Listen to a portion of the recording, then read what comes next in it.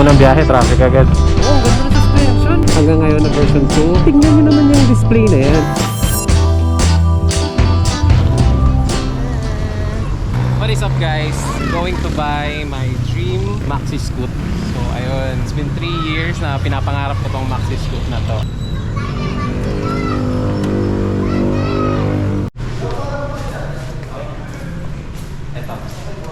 Ito siya.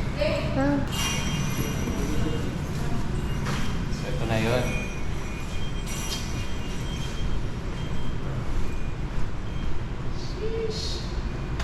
The X-Max 300 version 2.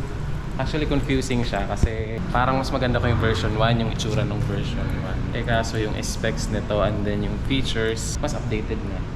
Ayun mo guys. Sige. Ganda din ito. PG ba?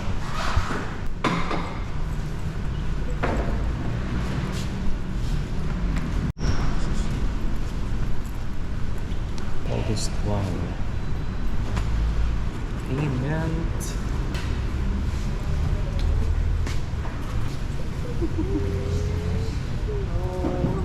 No. Sure na ba ito? Ikaw ba? Sana binigay mo na lang sa akin. Ano? Charot. Ang travel na lang. No? Oo nga. Hello? Cancel po. Charot. 8,000. 6,000. Magkano ulit dito? 6 plus 1.5 for registration. 3.5.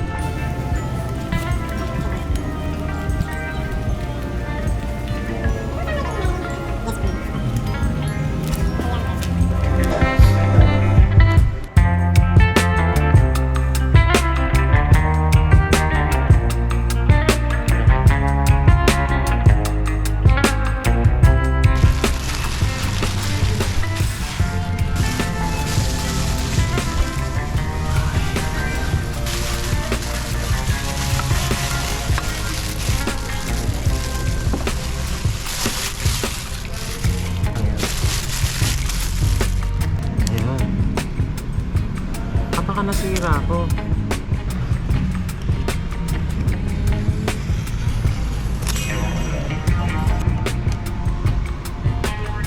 Nasa harap yung battery niya. Opo, sir. Kaya po yung luwag din po ng compartment niya, ganun na lang din siya kaluwag. Kasi sa version 1 ba ganun din? Sa version 1 po, sa harapan din po. Ano, may white na Aerox dito. Ang ganda naman yan. So yan, dito kami kumuha ng X-Max. Nag-ikot-ikot na kami dito sa Angeles, San Fernando, Pampanga. Wala silang mga unit yung iba. Tapos yung iba naman, overpriced sila sa registration. So itong branch na to, dito yung medyo mura yung registration nila. So, napili mo. Wala kasi dream scoot ko talaga siya. Anong gusto mo sa kanya? Pagkalaki niya, ganun. Laking compartment. Malaking compartment. Yung convenience. Malaki na. Oo, tsaka komportable. Kasi may kalakihan din tayo. Ganda? Excited? Yes, sir.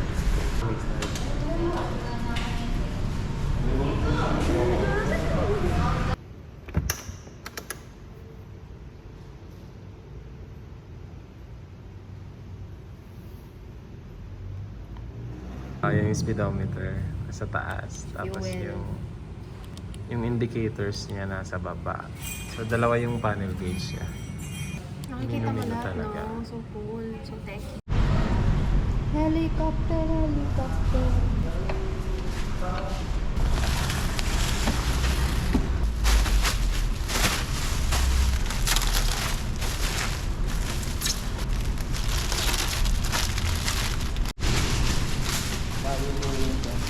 Kung ano po yung ano yung gusto niyo po, mas mataas.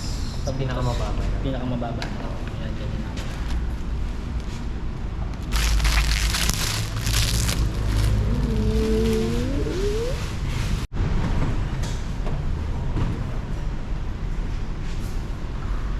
Malay. Sabi naman, sir. Dati, nag-ano pa tayong phone holder pag nagra-rides tayo. Ngayon, hindi na po kailangan. Nandyan na rin po siya sa panel niya mismo. Yan, meter display. Ngayon po, ang nakaano is tachometer. Pwede nyo siyang gawin sa eco or speed niya. Yung pwede yung ano, Yun naman.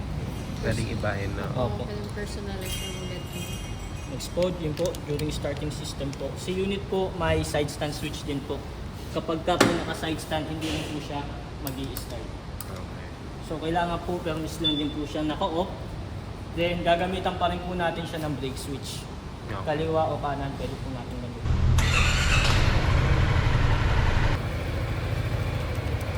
Hey. Basta yung... Headlight.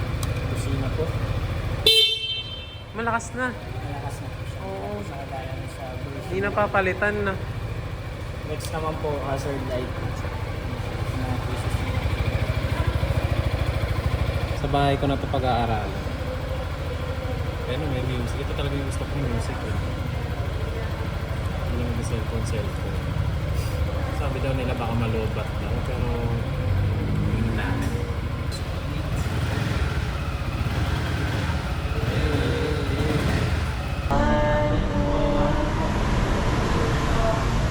Pose! Ano ba yan? Ayos eh. For registration. Ilang months yung darating yun? 1 month po. Tapos yung standard Free helmet. Ay, full face, no? Full face helmet po. That's Ay, mine. napakasaya naman. Pa-shout out po ah. Wait lang, may sticker kami dito. Sa kay Sir Vico Yamaha 3S po. Yamaha Marisol po. Yamaha Marisol. Thank Bigyan you mo po. na lang sila. Wow, thank you po. Sa TikTok and YouTube. Nood ka, sir. Thank you, Sir Lore. Ikaw, ma'am, ang pangalan mo, ma'am? Joanne po. Thank you kay Ma'am Joanne. Kailang balik ako dito kay Ma'am Joanne.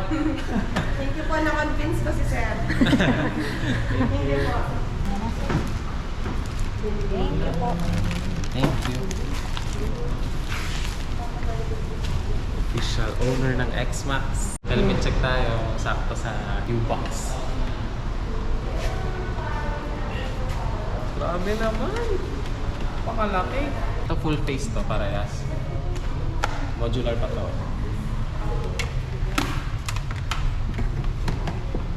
Tapos to, full face din. Revelation. Ooh. Smoothie. Right.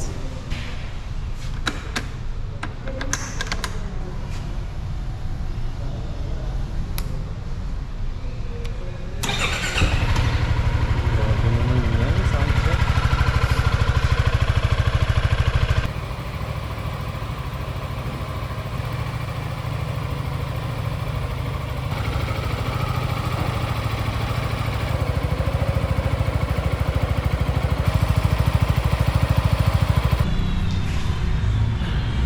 Zero Odo.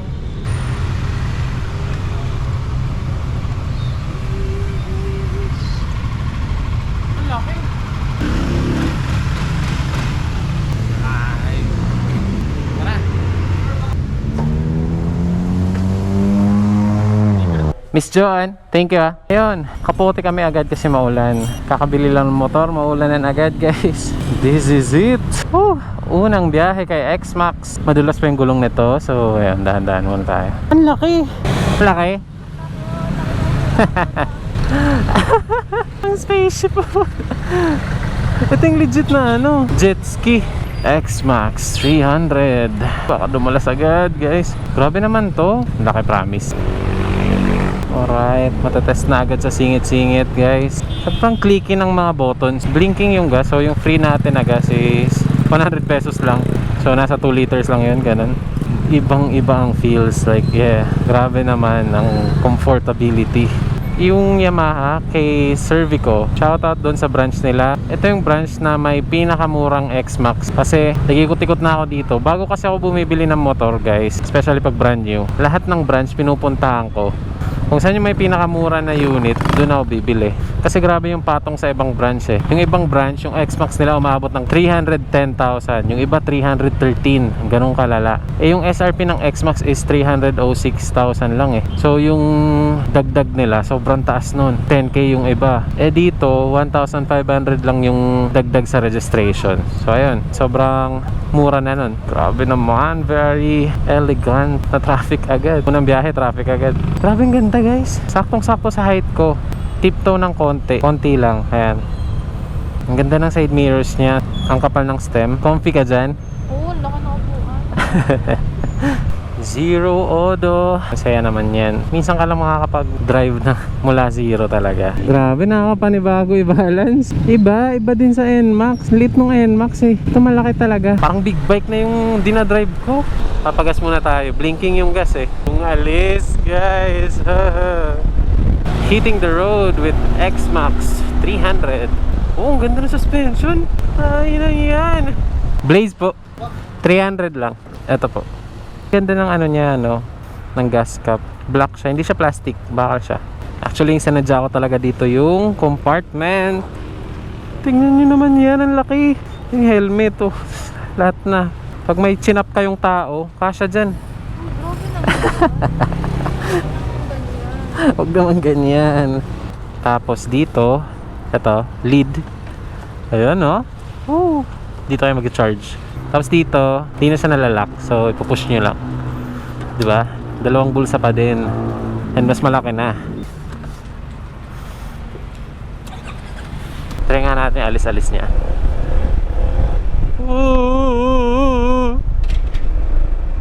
So yun, bakit bumili pa ako ng X-Max? Eh meron naman na akong NMAX. To be honest kasi guys, trip na trip ko talaga si X-Max. Kahit na medyo overpriced siya, 300 lang siya, ganun. Hindi siya expressway legal. And sa presyo niya, pwede na ako makabili ng mga pang expressway, ganun. Eh kaso wala. Simple as that.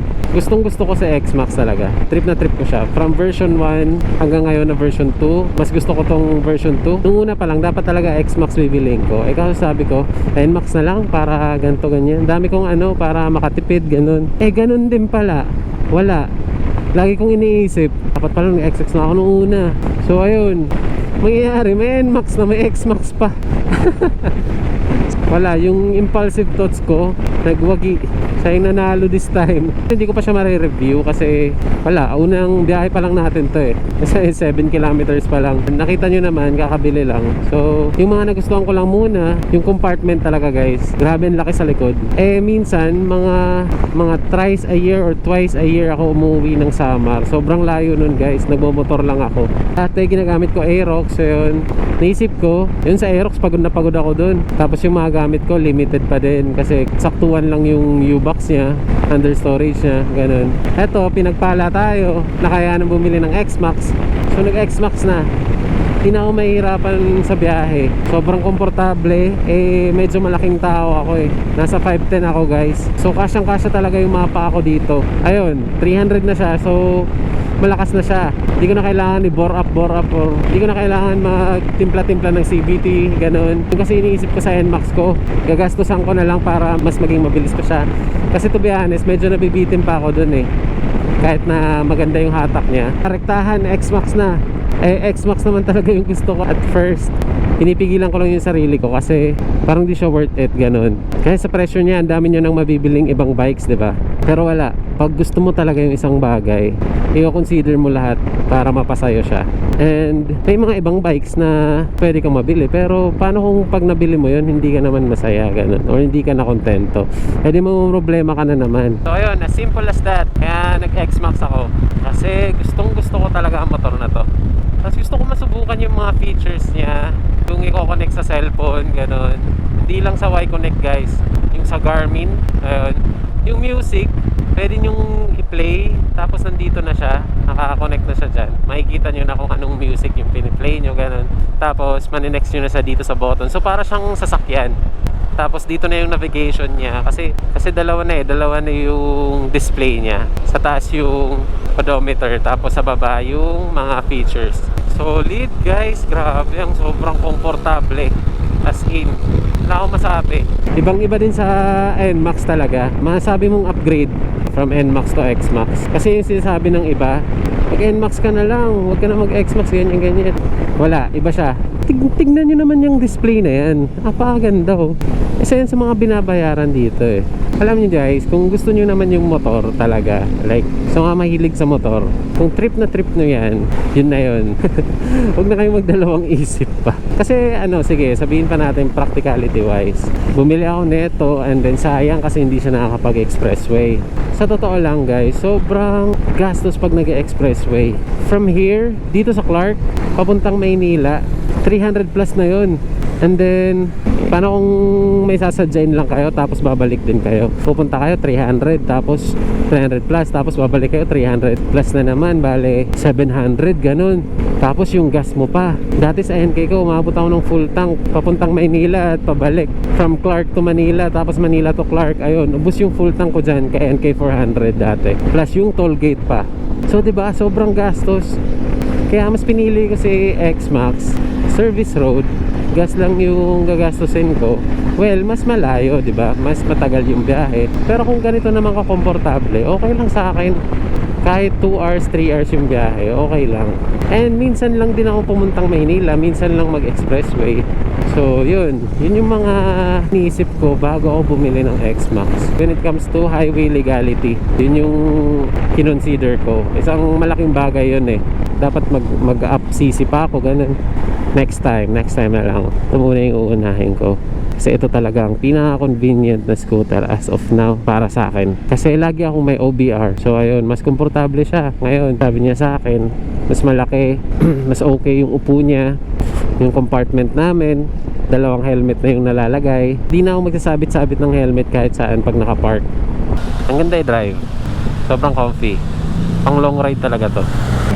Kayang-kaya to, North Loop. Grabe. Lakas na din ng busina, stock lang. So ayun na guys, sobrang saya natin kasi ayun, nabili ko na yung pinapangarap kong Maxi Scoot. Yung mga 2021 pa lang pinapangarap ko na to. Ayun, sobrang saya. Grabe yung fulfillment na nabi-feel ko. Sa lahat ng mga nakakilala sa akin, my friends and all, walang nag-ambag dito. Sariling pera, sariling diskarte. Lagi kasi akong sinasabihan dati ng mga taong kakilala ko na bibili ko daw yung mga bagay na ganito, ganyan, mga gusto ko kasi nabibili daw ng parents ko, ganun. Eh, siyempre kung ikaw naman, di ba, bibili lang ka ng parents mo, ayaw ka ba?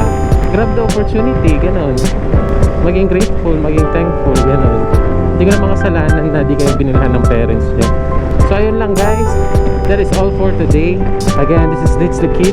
Like and subscribe if nagustuhan yung video. See you on the next vlog guys. So, peace out.